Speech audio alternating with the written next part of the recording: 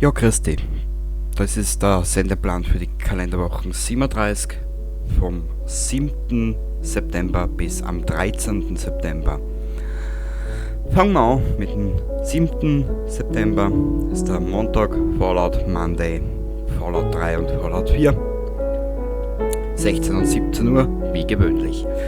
Am 8. September, ist der Dienstag, wird es eine Folge The Outer Worlds geben.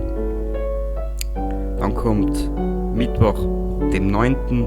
bis am Freitag, dem 11.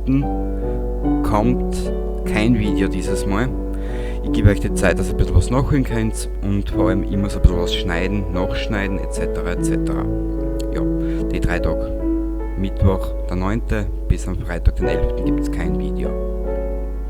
Am Samstag eine Wimmelbild-Episode und am Sonntag, das ist der 13. dann, gibt es eine Folge Minecraft und vielleicht ein kleines Überraschungsspiel. Mal schauen, wie lustig bin, wie es zeitlich bei mir ausgeht.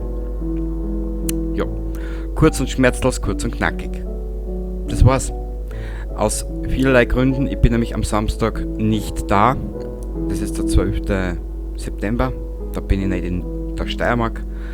Da bin ich in Niederösterreich aus privaten Gründen und deswegen auch dieser sehr, sehr, sehr, sehr kurz gehaltene Sendeplan. Danke fürs Verständnis.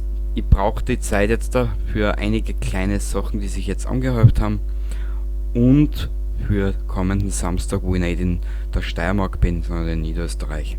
Bis zum nächsten Mal. Baba!